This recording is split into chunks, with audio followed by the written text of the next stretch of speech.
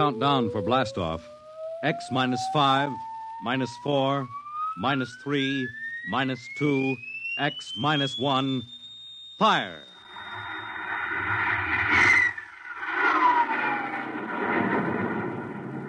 From the far horizons of the unknown come transcribed tales of new dimensions in time and space. These are stories of the future, adventures in which you'll live in 1,000,000 could-be years on 1,000 would-be worlds. The National Broadcasting Company presents X minus 1.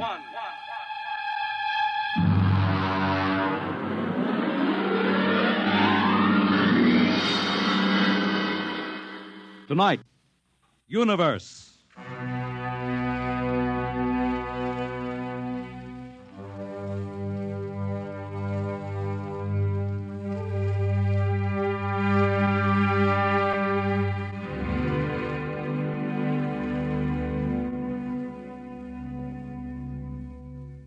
We are just beginning to discover how boundless our universe really is.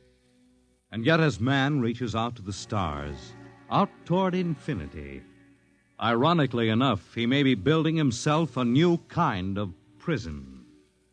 What would it be like to live all your life in a world no larger, say, than a single gigantic rocket ship bound on an endless mercy?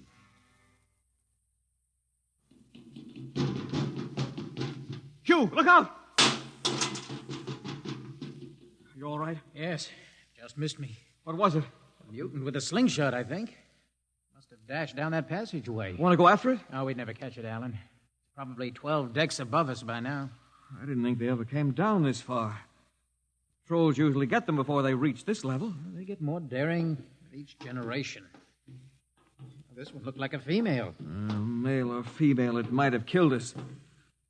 I told you this trip was pure foolishness, climbing 24 deck levels to hear a crazy old man rave. All right, Alan, we're almost there now. Let me see, compartment X, 15, level 24. This is the place. This area smelled as if it hadn't been visited by a sanitation crew for generations. This part of the ship is almost deserted. Yes? Is this the compartment of John the Witness? Who are you? My name is Hugh Hoyland, cadet from Scientist Barracks. This is my friend Alan Mahoney. What do you want of John the Witness? Well, only to talk. Are you a believer in Jordan? Naturally. I have heard that there are those among the younger scientists who doubt the word of Jordan. To doubt is death. We're not heretics. Ah, enter.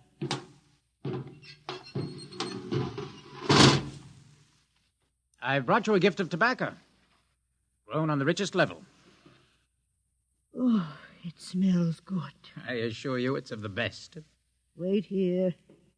I'll get him. What a rat's nest. Shh. Well, what the devil do you think he can tell you? Alan, I'm not sure.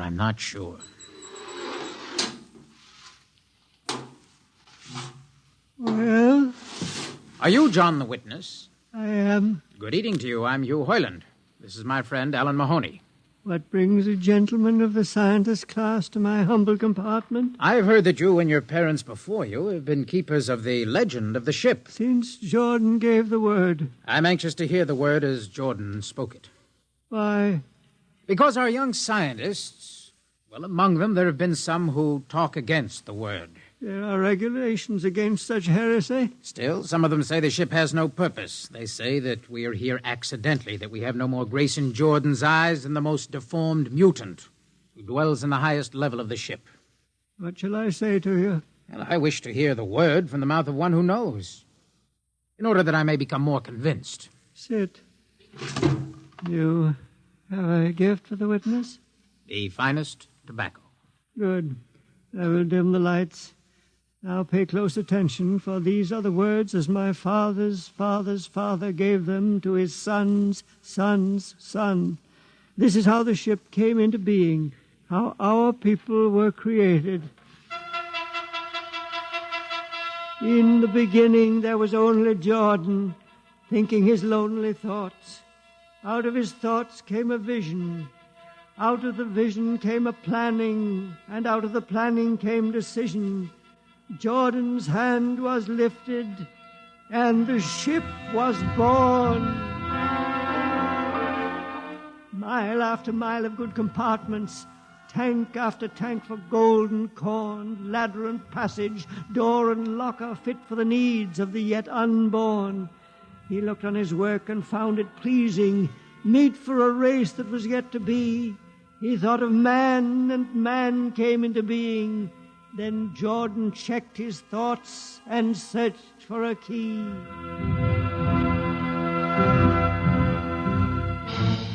Man untamed would shame his maker.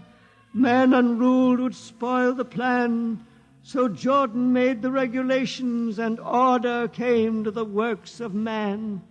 A crew he created to work at their stations, scientists to guide the plan. Over them all he created captain, made him judge of the race of man. Thus it was in the golden age. These are the true words? As my father's father taught them. But what of the strange beast-like people on the upper levels of the ship?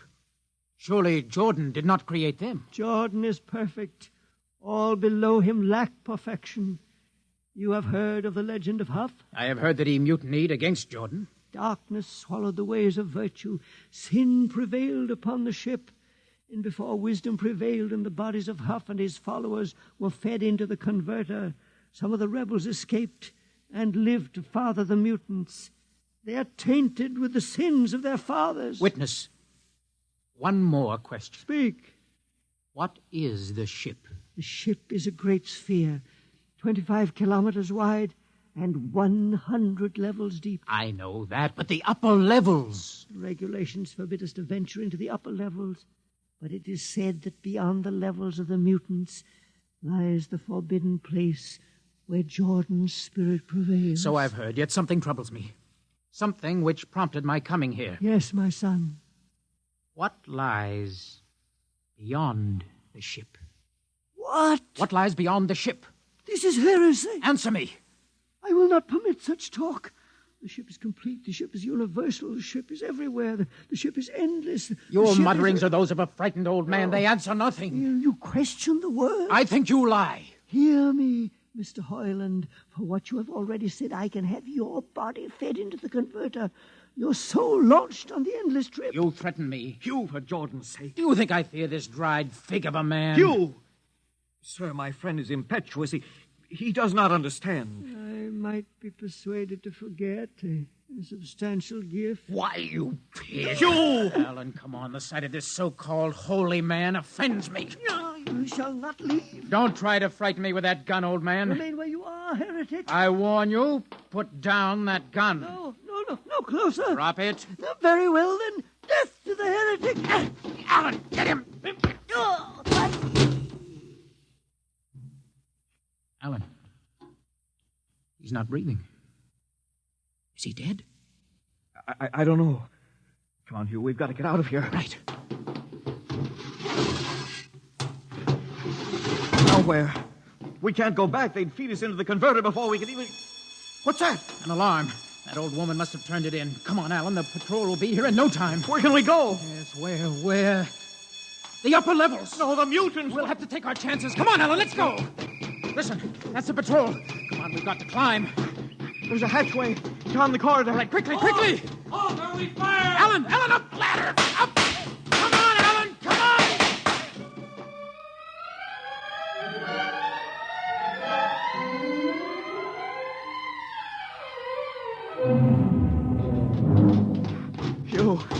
Hugh, wait. How far are we from the outside wall? Judging by the slope of the deck, about 2 miles. Alan, let's try this passageway here. If you hadn't asked him that stupid question. Now, there's no use going over that. But why did you do it? I've been thinking about it for a long time. When he began to give me those stupid, tight answers, well, I just saw red, I guess. Who are you to question the ways of Jordan? When you asked me to go with you to visit the witness, I thought you wanted spiritual help. I never I'm dreamed. sorry, Alan. I'm sorry. I couldn't foresee this. Wait a minute. What? I saw something move. Where? Near that bulkhead. I don't see anything. Maybe my eyes are going bad. Still, listen! You behind us! Alan, look out!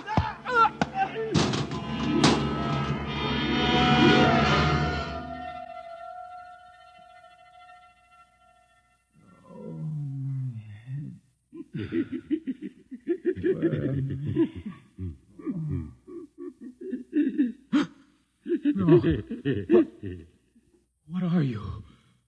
Throw away that knife. Keep away from me, you. Right, Bobo, don't kill him. Not yet. Who are you? You must forgive my friend Bobo. Like so many of my people, he's rather impetuous where members of the so-called super race are concerned. Who are you? What place is this? As you can guess, from my leg, I'm a mutant. Mutant. Where is Alan? Your friend is dead. Dead. I was not able to restrain my people in time to save him. Why don't you destroy me and get it over with? We do not kill for pleasure, Mr. Hoyland. Only when necessary. You know my name? I read your identification tag. Who are you? Mutants can't read. My name is Gregory. Gregory. I'm a leader of my people. You see, although we are unfortunate in our heredity, Mr. Hoyland, many of us are quite intelligent. And why do you live like animals? We'd rather live like free animals than like regimented slaves, as you do. I've heard you practice cannibalism. Undoubtedly, you hear many things about us. You turn your head. Why? That monster. I've never seen a creature like him. Bobo is an unfortunate. He was born without the power of speech. How can you tolerate such a monstrosity? We've learned to live with difference. If we began to destroy our imperfects as you do on the lower levels, there would soon be no one left. It violates the regulations. The word of Jordan You know, states Mr. specifically Hoyland, that... your people are really quite primitive and barbaric. You dare say that to me? I dare say a good deal more. Let us go to my compartment and speak further. I'm always interested in information on the lower levels. I'll give you no information. Bobo. No. I want Mr. Hoyland in my cabin, please. No! I would advise you to go quietly, Mr. Hoyland. Bobo has a hatred of superior beings, which is unfortunate, but quite understandable. Proceed.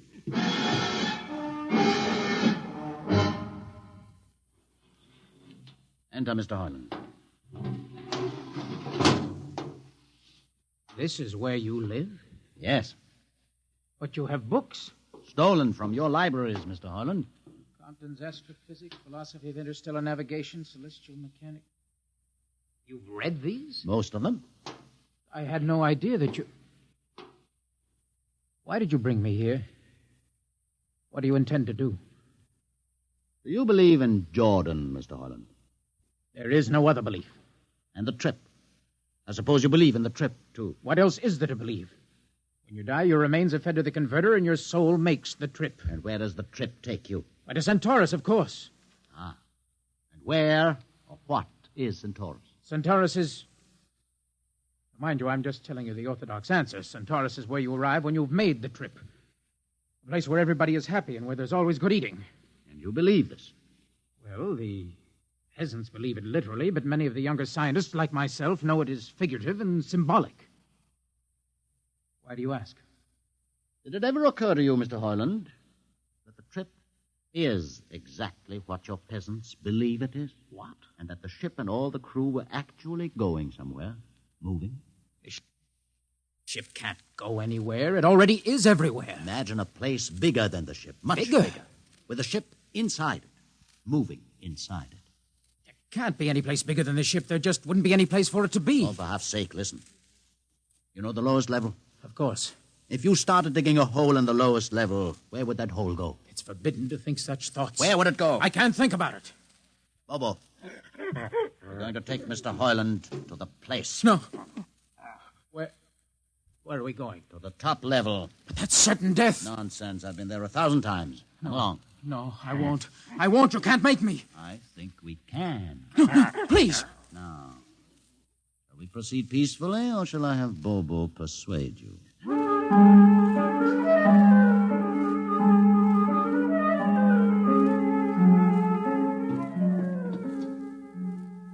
the door, Bobo.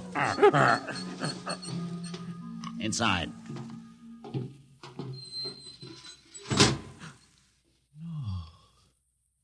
What place is this? This, Mr. Hoyland, is the main control room. Why, Mr. Hoyland, you're trembling. It isn't true. No. No, there's no such place except in mythology. Ah, you younger men are so wise, Mr. Hoyland, except for one thing. This happens to be the main control room of the ship. Main control? But it's just a huge room with an instrument panel. And what did you expect? How do you know this is the main control room? See these instruments? Using them, the navigator many hundreds of years ago actually steered the ship on its voyage. I don't understand. I didn't suppose you would.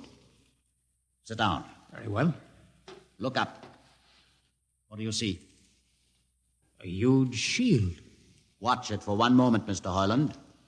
You're going to see something that few of us have ever been privileged to witness. What are you doing? I'm dimming the lights. Don't be frightened. Keep your eyes focused on the shield above us. Ready? Watch. It's sliding back. Ghost of Jordan. Well? What am I seeing? The universe, Mr. Hoyland. The universe in all its beauty. The stars, the planets, the suns and moons and constellations. No. No, it can't be. The ship is the universe. There is nothing but the ship. Ah, but there it is. You see it before your eyes, spread out like a canopy of glory. Do you still deny it? Answer me, Mr. Hoyland. Do you deny it? No. No, I can't deny it. They've lied. They lied to all of us. Good. I have showed this to others of your people whom we captured, and though they saw it before their very eyes, they would not believe it. Please. Please tell me all about it. Tell me the truth about the ship and about the universe. What are these things? How did this come about? Many thousands of years ago, on a planet like those you have just seen, a planet called Earth, a scientist named Jordan decided to build a ship that would carry men from one planet to another. For many years, Jordan and thousands of others studied and planned. And when they were finished, they built the ship. A ship so large that it had to be assembled in its own orbit beyond a place called the moon. 60 years it took them to construct. And when it was finished, a whole new science had been conceived. Then the trip was begun. The trip that was to land a colony of Earthmen on a far-off planet called Centaurus, millions of light years beyond the furthest planet ever reached before. How do you know these things? Among my books are the log, which Jordan himself kept, and the records of the journey for the first 40 years. What happened? There was a mutiny. A man named Huth led a rebellion of those who wanted to turn back. In the struggle, the navigators were killed. The crew fell into a state of anarchy. In the years to follow, small groups of men tried to organize the ship for navigation, and each time they failed. Finally, the whole idea was abandoned. And so, for centuries, we have swung in space, unmanned, undirected, living in a lost world of our own making, without purpose, without direction. Why have you told me this? Can't you guess? You want to finish the trip. Yes, but I can't. You can't? Look at me, Mr. Hoyland. You see, a mutant, a man with a twisted leg. My people are outcasts, condemned to death if we so much as set foot in the lower levels of the ship. The main drive is in the lower levels where my people are forbidden to go. No. It would mean that both our people would have to work together. Our differences encouraged rather than denied. All right. I'll see the captain himself. I have an uncle on the Central Board. I'll tell him what I've seen here. And do you think he'll believe you? Send one of your people with me. That's asking a good deal. I'm risking a good deal by going back. Very well. Bobo will go with you. Bobo? He can't talk. There will be no need for talk. I will write a message guaranteeing safe conduct for a group of unarmed scientists to visit the main control room. Bobo will take you safely through our territory. What happens when you reach your own level is up to you.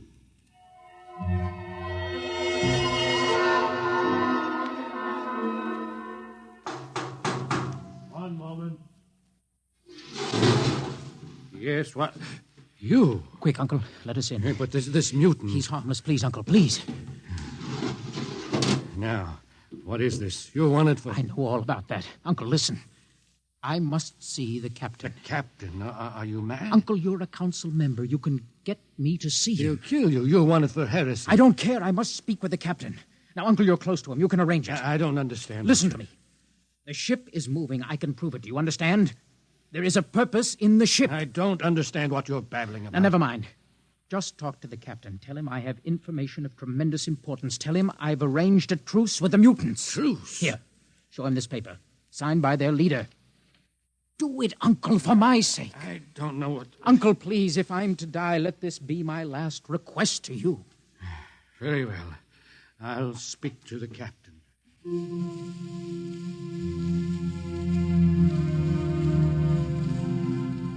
And you say, Mr. Hoyland, that you saw this with your own eyes? I swear it, Captain. I swear it on the word of Jordan. Let me see the paper again. Commander Erst, what do you think? I don't know, sir. It might be a trick. I guarantee you safe conduct. If these things are as Mr. Hoyland reports them, it would pay to risk a few lives. The man is a convicted heretic. Still, we must not discount his word. He has a safe conduct, and the mutant risked its life coming with him. I think we might investigate. Captain, you mean you will do it? I will have an expedition outfitted. Dismissed, Mr. Hoyland. Thank you, sir.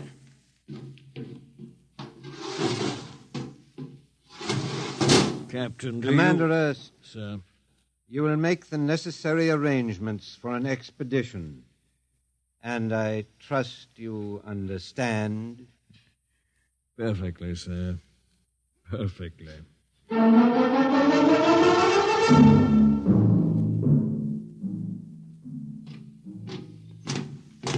Lieutenant. Mr. Hoyland? You better halt your men here. This is the spot. Patrol! Halt! Well, I see no welcoming party of mutants. There'll be none. Their leader will meet you inside the main control room. You don't say.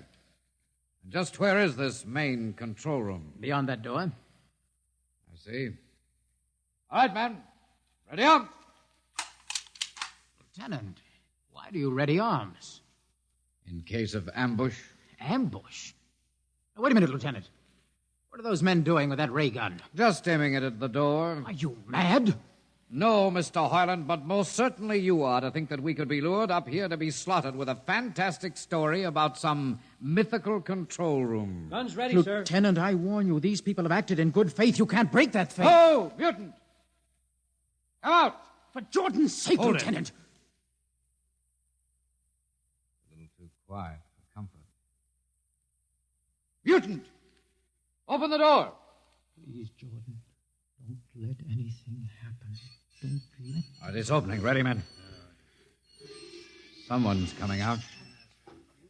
Steady. Gregory, stay back! Fire! You fools! You've killed him! Here come the rest of them. Fire! Fire!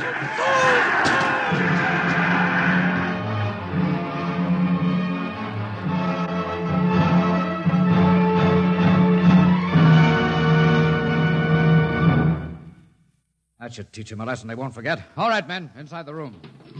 Come along, Hoyland. You're under arrest as a conspirator in this ambush. Ambush, you fool. You blind, stupid fool. All right, that'll be enough. You've been inside this place before? Yes. What's this machinery? These are the controls he would have used to steer the ship. Gone out of his mind, Lieutenant. Steer the ship? Who? The leader, the one you killed. This ugly mutant? This ugly mutant. happened to be a man of true genius. Well, you're mad. Am I? Lieutenant, this man had a vision which would have saved you, but you chose to kill him because you couldn't stand the sight of his difference from you. Shut up, Highland. Don't listen to him, man. You can't shut your eyes, and you can't shut your minds, and you can't shut your ears to this! The roof's moving back! Yes, look! Let the vision of this confound your ignorance and blind your eyes. This is the heritage of stars and open skies, for which men have yearned for centuries. Try to destroy this, and you will only destroy yourselves. Back to the heritage! But I say to you that you can't keep this from our people. They will seek it out. The ship will be manned, and the ship will be steered, and there will be freedom, purpose, and respect for ourselves. This is your heritage. Look upon the universe. Kill him!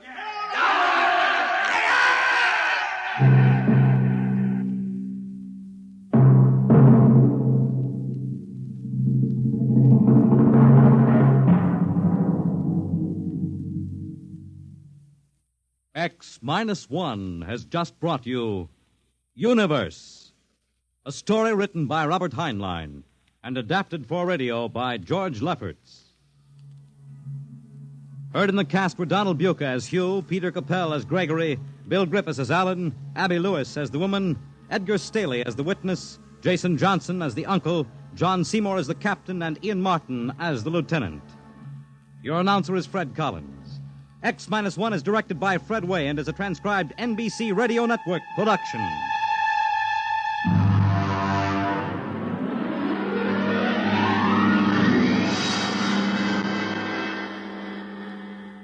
And now, next week we have a strange story to tell. A sweet, blood-curdling little story that is really only 2 sentences long. The last man on Earth sat alone in a room, and then there was a knock on the door. What knocked on that door? You'll find out next week on X-1.